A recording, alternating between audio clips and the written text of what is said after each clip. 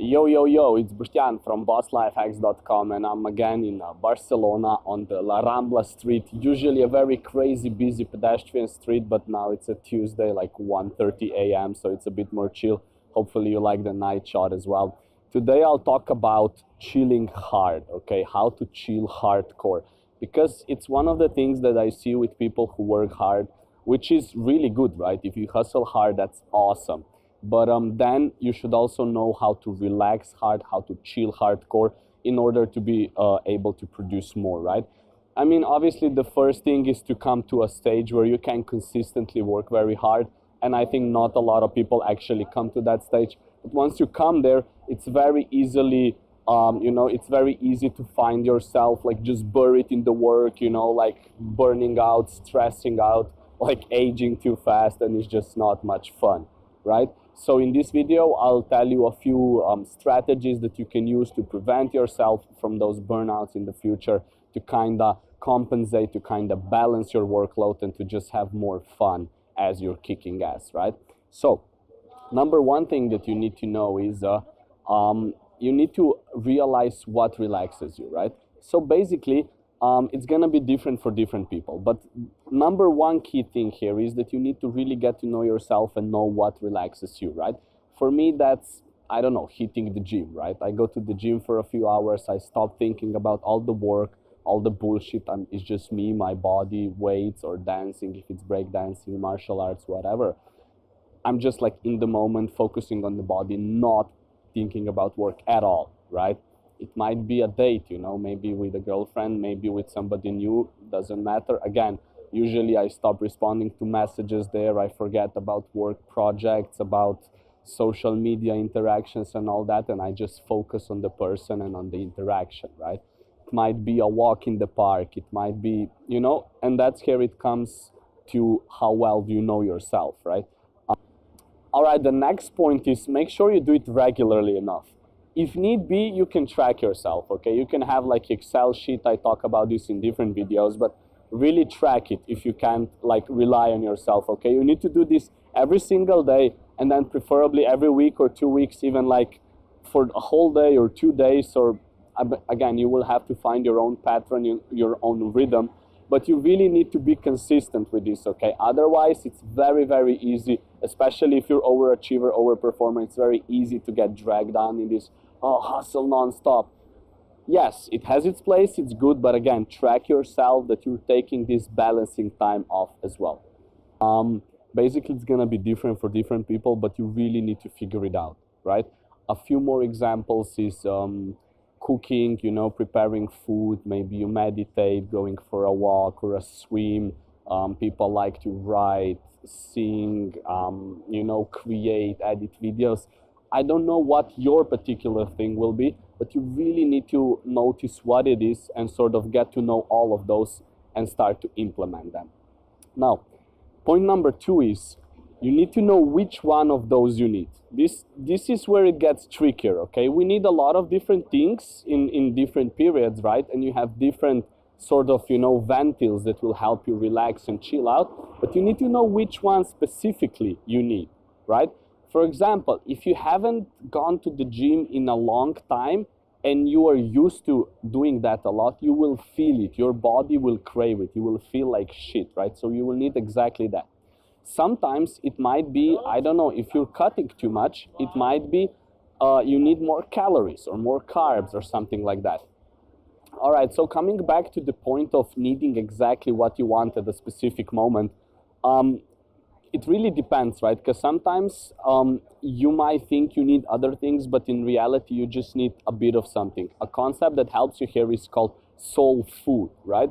For example, a lot of people, they don't really know what's troubling them. They don't really know what's wrong. And then they just like eat more, right? Sort of compensating with food. I do that sometimes, fuck it.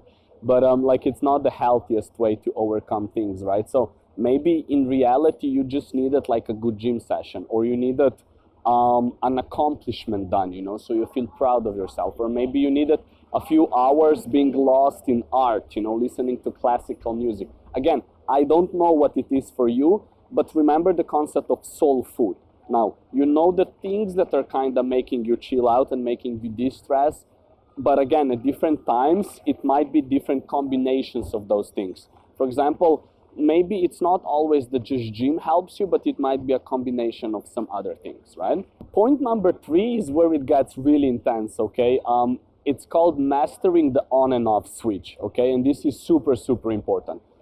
When you have that time off, right? Maybe in the gym, whatever, movies, whatever the fuck you're doing, you need to completely shut off all the like disturbances and all the work thoughts, right? Meaning when you go to the gym, you don't like check your email, you don't reply to people, like you completely close that, like you completely shut off. This is super key.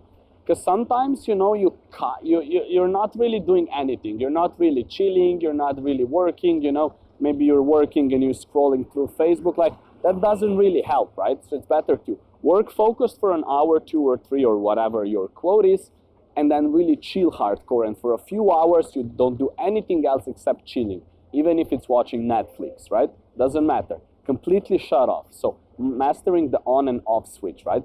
Another trick that can help you here is making a quote for yourself, okay? Especially if you're self-employed entrepreneur running your own company, it's gonna help you, right? So basically a quote will really help you with this on and off switch. For example, let's say that you give yourself a few tasks that will take, I don't know, between 4 and 6 hours to perform.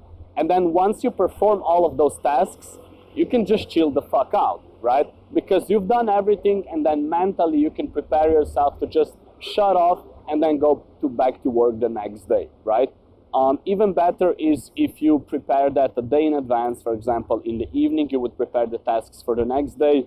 You wake up, you just bust out all that shit as soon as possible, and then you're free to enjoy your day, right? Now, usually you can't really do like 12-hour work day, especially if you're doing something creative. There's no way to do it. So I suggest going for like 4 to 6 hours of intensely focused work, right? I think that's a very good period. If you're focused, you can make so much shit happen. The next point that's important as well is, are you a binger or a balancer, right? Some people prefer to work as in like just bust out everything all at once, all together, all the 6 hours. Some people, you know, in this group, prefer to do 1 hour and do something else, do another hour, and just kind of like drag it through entire day and do small chunks here and there. Again, it comes down to you. Like, you need to start to learn, you know, about yourself. You need to get to know yourself, and then you will know who you are. But typically it's something in between those. If you're struggling with willpower and discipline, it's maybe easier to just do all of it at the same time, because then you get some quality time to chill out. But again, it comes down to you, right? Point number 5 is more of a mindset. It's not an actual thing that you do, but it's just like a mind shift or like a mind state, right? And I talked about it a lot already. Realize you'll die someday, right? Like, it's really good to take, you know, time to pause, to like, you know, deprive yourself of things, to really put in that discipline, that work ethic. Like, that's really amazing. But again, you will die someday. So what's the point if you just kill yourself all the time, right? So you should kind of make it sustainable long term. Even if you're a binger, even if you really like intense focused periods when you put in a lot of shit, even despite that, every day you should do at least something, you know, to kind of, you know, mitigate that. All right, that pretty much sums up the points about chilling hardcore. Now I have a very special call to action for you in the end.